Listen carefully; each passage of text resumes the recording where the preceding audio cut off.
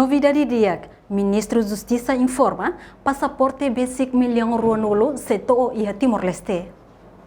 Ministro Justiça Amandio de Sá Benavides informa que jornalista Sira foi em reunião Conselho Ministro e Palácio Governo Dili segunda-feira né.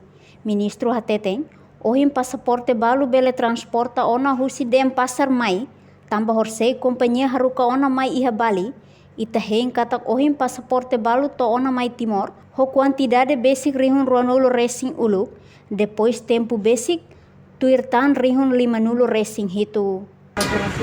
Passaporte taheng katak ohine bele transporta balu no si dem pasar mai kalau sehingga kompannya harus mengambil alih yang kata adiam kami kita pun khusus adiam mengenai ya kita selalu masih dia fatin lah ya selalu kita hingga kata kau hingga lah balu kau macam Quantidade nambah wajib bos kado lah di sini sebab tu mereka parece que kita tahu lebih baik terus sertifikan spesialis dengan servis Nota importante para passaporte nebe dadau ne mai. Ministério da Justiça se halo atendimento online batrata passaporte, atu nune evita engrafamento e notariado.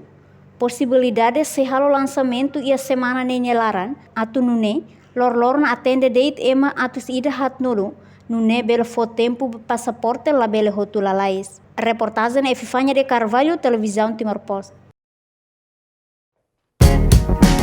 Janela informação ba emahoto. Atu tendo informação atual dia kliu kita halua. Hane hambutão subscribe, like, halo comentário no faz tudo ba media social hoto.